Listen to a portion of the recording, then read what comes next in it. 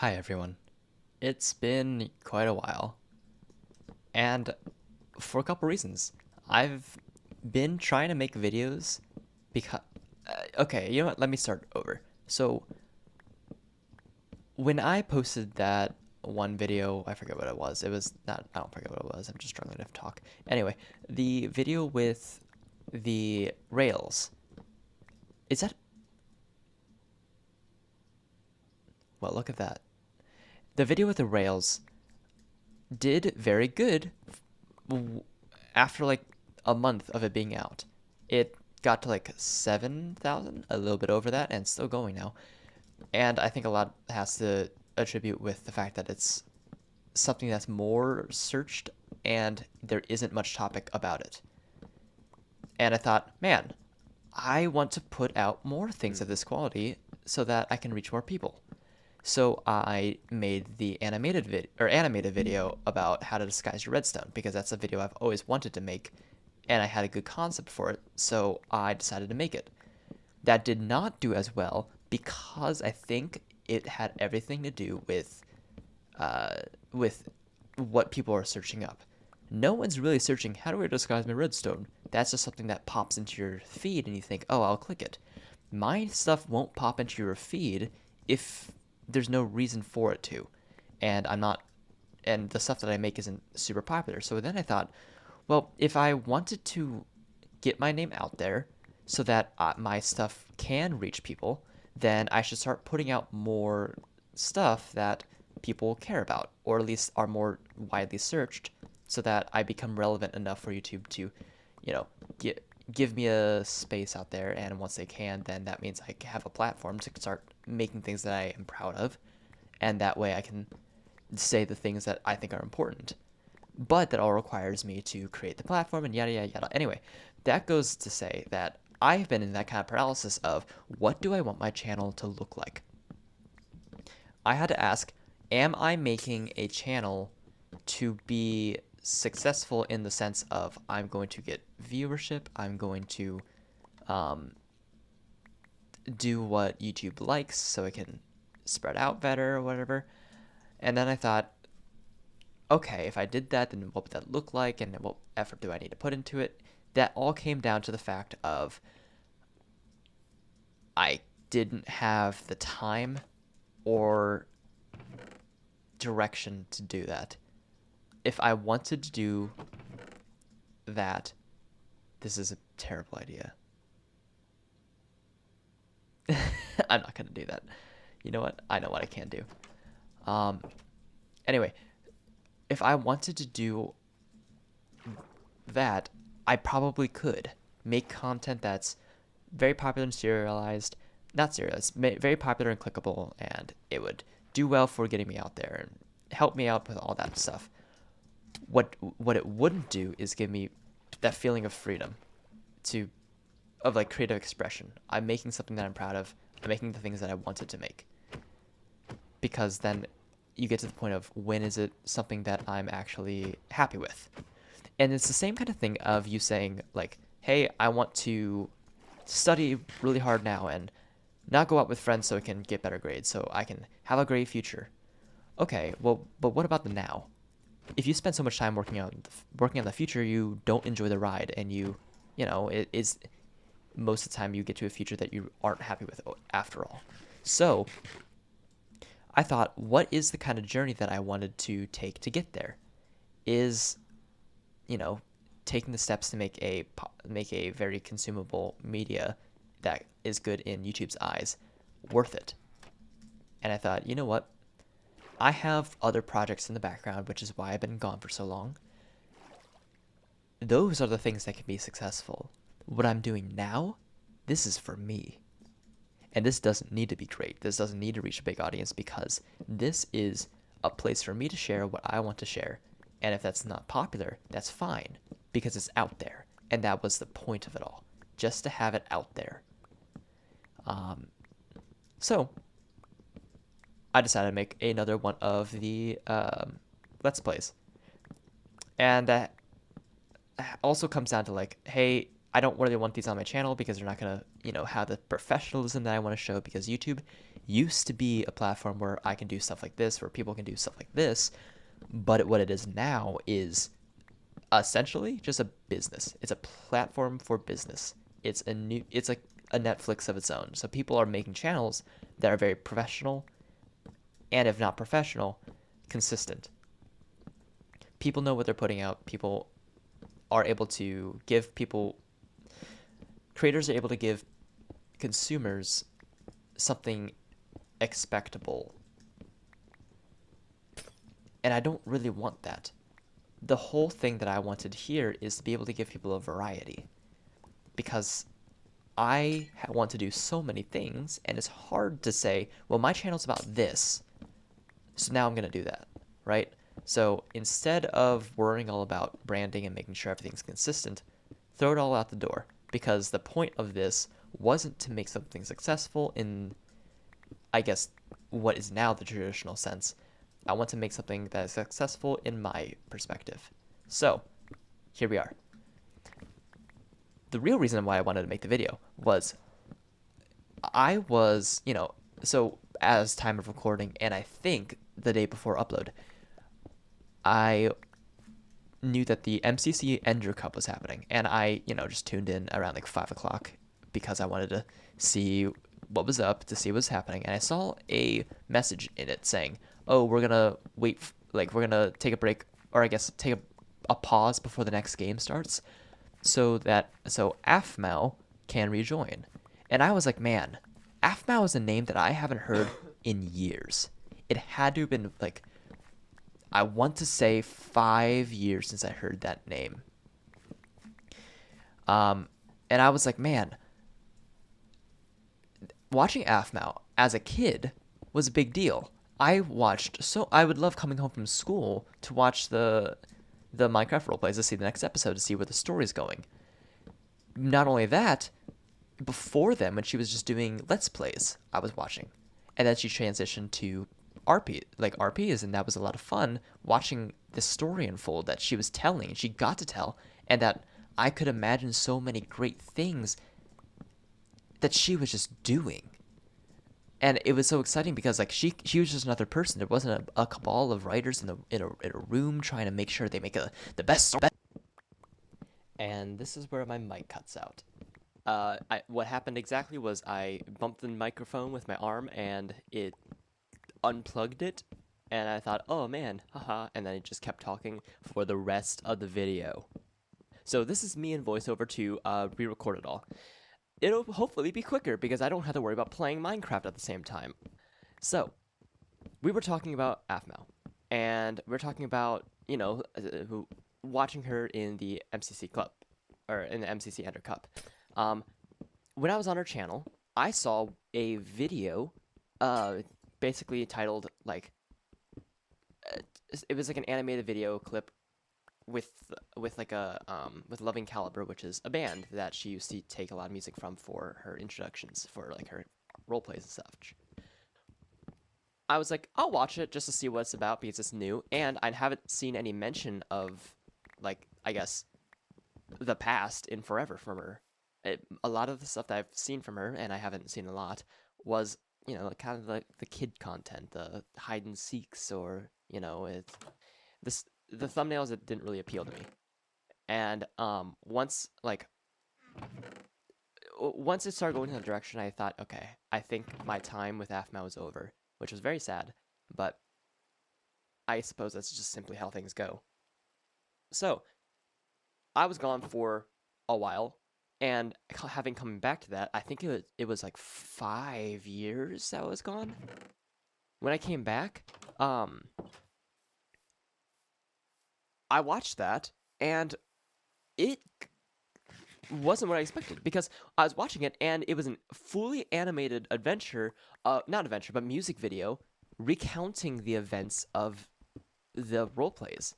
And it was just so cool seeing references to the oldest of episodes from the very beginning, and seeing all that there, and like a true homage. And then I thought, okay, well, maybe this is a fan animation that she's just reposting on her channel, right? Because I don't know. The fan base is most certainly alive. Then I saw the very end of the episode, the video, that said, My Street Season 7 coming late 2015, turning 25. That's 10 years. Anyway, late 2025. And I thought, wait, hold on. And her voiceover saying, "Hey, do you still remember me?" made me think, oh man, it's real. She remembers it. She's bringing it back for a finale. And I've been going through a part of my life where I thought, man, you know what? Instead of just saying this thing was awful and I want to bounce because it wasn't worth my time and it made me more upset than it made me happy, I think it's important to get closure on things because I've been slowly learning to get closure and it's been making me feel a lot better about things. So the fact that she posts this and right after my kind of decision that I want to make more closure on things in my life, that was amazing because that was one of those like empty things in my life where I didn't know what was. I don't know. I had no good finality on it. It's just so amazing to see that it's still happening. And then I saw that she was at VidCon like a week before, and so I watched the VidCon panel. And within the first 7 minutes of that VidCon panel, they've made two jokes or two comments that were so old that I was like, I cannot believe that you guys are able to make these references without, people not knowing what you're talking about. And these references they had like a very short, probably like low double digits series where it was Jess and Jason playing Minecraft, just Minecraft survival. And like no roleplay elements, at least not a ton, and it was just them playing. But apparently there was a comment in that about, him not liking Birchwood, and then that became a rolling joke throughout the thing. I forgot that existed until they brought it up, and they were the ones who brought it up. And I thought, wow, they had needed no crowd prompting. They just did themselves. And then everyone's in the crowd is cheering, and then later on, within the same 7 minutes, she's talking about making art, and that she made art that was like the drawings that were in her first Tekkit videos. And I thought, what? She's making Tekkit references? This is back in the day when Tekkit was like all the rave. Like Tekkit, Attack of the B Team, all the mod packs. Remember in SantaCraft? With like the ant dimensions? But this is back when she was playing Tekkit, and I started watching her when I think it was Tekkit Season 2 with a guy named Sachel Rex who nobody talks about anymore, but I remember him doing like the Pokemon Iron and Coal thing, which they even brought up then. That panel, watching it in retrospect, was really special to me because it's the confirmation that the shared history that we all remember truly existed in the creator's eyes instead of just being forgotten and cast to the wayside. And that kind of feeling of people acknowledging that something they've made exists is very cathartic to me. Like whenever Toby Fox makes another Undertale post or something, it just makes me feel happy because like of course he knows he made Undertale and of course he's really proud of it. But it's just so nice to know that these creators still love their projects but unbeknownst to me, she still loved and remembered projects from 10 years ago. So, I keep watching the panel, and then they slowly bring out voice actors and people that were involved with their roleplays, because eventually through roleplays, it all started basically what I'm doing right now. It was just a survival story, and it was modded, but in the mods, she created NPCs that she could interact with, kind of like Stardew Valley, where you could just, you have your own farm, but you go into town to talk to people. It was kind of like that. Whenever she went into the village, because she lived on the outskirts, she could talk to these NPCs that she created. And as a kid, that was so exciting because I thought, where are these guys coming from? Oh, I want to see where they go. Why isn't she checking up on this character yet? And it was just super exciting. And then eventually she started doing cinematics with voice actors for those characters, and it was awesome. She started bringing out some of the new ones, and some of the people from series that I haven't seen yet.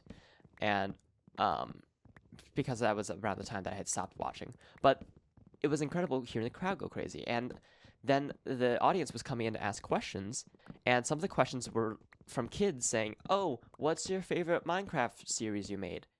And people around 20 years old and around my age saying, hi, I've been a fan since I was a kid. And then they would ask their question. But the common thread between them all is that they love the old role plays, no matter the age. And that was amazing because the kids who I expect her to make the content for still care about or still remembered the role plays, because as a human society we communicate through stories, and that's what lands the most, not any given message but the story and how that made us feel. That's why we tell stories. And well, I don't know, it was just amazing to see that and to recognize that it was so here and just listen to everyone talk about it and not be the only one. As bizarre as I know that is, it does feel like you're the only one, you know? But this was amazing. And then they bring out that cinematic, that animation that I had watched, and they premiere it to TwitchCon or whatever con this was, I don't remember, but they premiere it to the convention, and it was just amazing to hear the crowd just yell and be like so teary-eyed and happy because something that mattered to them in the past exists now, and it was a feeling that I recognized of just because you're growing up or just because you're getting older doesn't mean you have to grow up. And I love that. Because it's saying that you're still allowed to get excited over the things that you had as a kid. So that's coming out, and that was amazing and super exciting to know that. Oh, I think I missed a stare. That's gonna bug me for the rest of this video. Darn me in retrospect. All right, well, I think so let's see, I got another 10 minutes of recording, and I don't remember what else I said in this video. So let's see. I suppose I can talk about me crafting an iron axe. So I just talked about who Aphmau was and why I wanted to make this video, because I saw that she did that, and that was really inspiring to me. So I wanted to make this video to share my thoughts and document them, because I don't want my thoughts to just evaporate into the ether forever. Yeah, I believe that was most of what I wanted to talk about. And the rest of this video is honestly just me tearing down houses, so I could probably just end it here. But yeah, she meant a lot to me in a creative sense, and showed me what creativity means. And I remember being so inspired by her roleplays in the past that I wanted to make one for myself, and I did. I think I downloaded an adventure map from like Planet Minecraft and got some like camera mods so that I could do some cool air rolls, and I just tried making a cinematic opening over top like some Anti-Monte Cannon music, and that was awesome. Actually, this is interesting because now I know which direction to go from. This reminds me of what got me into animation in the first place. Whoa. Okay, so what happened was I tried making these cinematics in Minecraft, and that's hard. It's tough to do that all, especially being one person. So then I thought, well, why don't I just do it animated? I want to make one of those animated intros and such. I'm in 6th grade, and I download Blender for free off the internet. Blender probably 2.0 or something. And I start learning how to animate. And I still have the first animation I ever made. And you know what? I'll toss it onto the screen right now. This is the first animation that I've ever made in Blender. And it's not that bad for being a first one in 6th grade, having freshly learned how to animate. It's pretty cool. He turns. Getting a twist is pretty hard. Getting a walk cycle down. But anyway, it was just awesome to actually, I was making things. And then from there, I would start working on my first project called Minecraft Shoals, about a pirate adventure of these 4 characters going through these pirate adventures, and they had their boat, and they had the sword guy, the magic one, the tank, and then like the old guy. And it was really cute, and I had it really kind of well made, and honestly, I could have animated it. The first thing I had ever posted to YouTube was an animated trailer for Minecraft Shoals. And I got within like maybe a week, I got like 100 views on it as a sixth grader, and that scared me because I was getting comments about people saying, "Hey, you have potential." And someone actually at my 100th view, um, someone had commented saying, "Hey, you have a lot of potential," and then like wanted to reach out. And I thought, that's scary, stranger danger. So then I deleted the video, and now I'm so upset that I did that because I really wanted to have that as just a time capsule of my own life to say that I've done this thing, because I remember it very vividly, and like the person doesn't know how old I am. Yeah, for whatever they care, they're just like, "Hey, new talent, let me go hook up with them." But I'm what, 13 years old? That's a bit too young. So that's why I got out of there, and I was afraid it was a bot. It definitely wasn't, but that was the first thing that I ever posted. Um, and yeah, and from there it just kept growing. I stopped doing that, but me and my friends started doing trick shot videos in middle school and wanted to. I remember I'm playing on trackpad right now. Um, I used to be a whiz at trackpad back in the day. Well, even now, but back, I guess not then, but in Turf Wars for Mindplex, if you remember that. Pretty wicked on the bows on a trackpad, and I got my first hacker call out, and that made me feel pretty good because I'm like, if I'm doing well enough that you have to accuse me of being a hacker when I'm playing on trackpad, that means I'm doing pretty well. Anyway, um, yeah, we used to do like trick shots in middle school, and they made like dude perfect jokes, and I thought, okay, well, that just make trick shot videos. So I learned how like I edited the videos in like iMovie, and then for the occasional trick shot where we had to fake it, I animated it in Blender to try to do visual effects, and from there I just used Blender for visual effects and stuff. And it wasn't until like later in high school and into college that I started learning how to animate properly.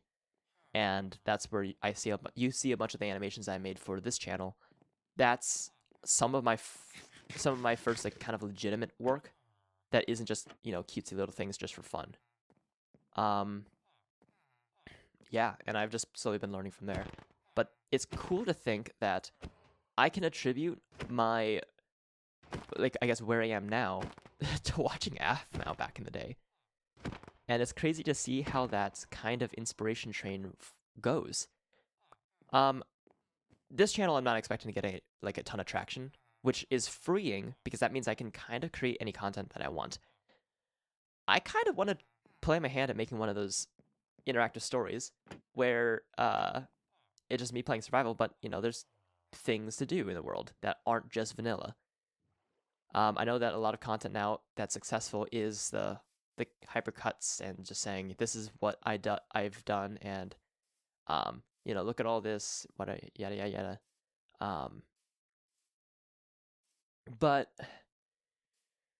yeah, I just kind of miss the style back in the day where they'd take you onto a little episodic adventure, and the off-camera mining that they did was just making NPCs in the world. Kind of want to do that.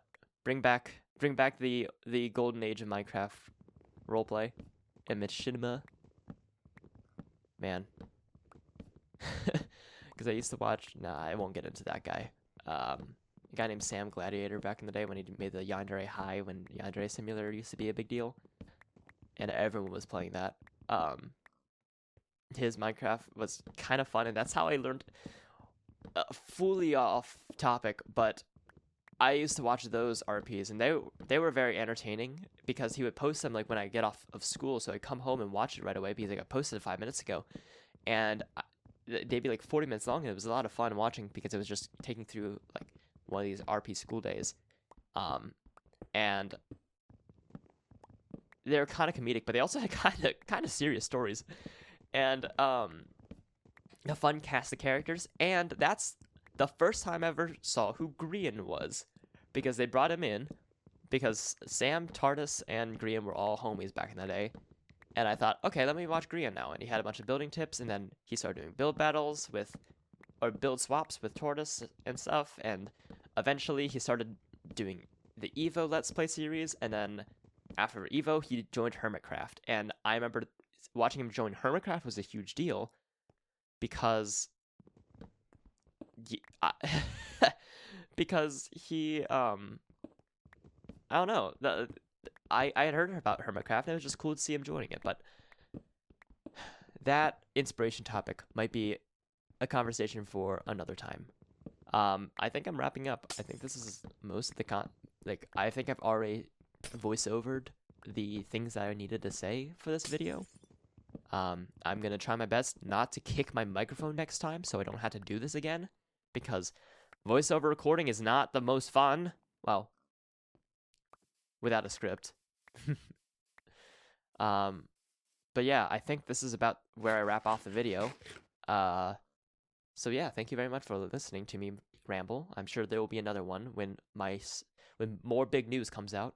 But oh well, I'm quitting already. See you guys.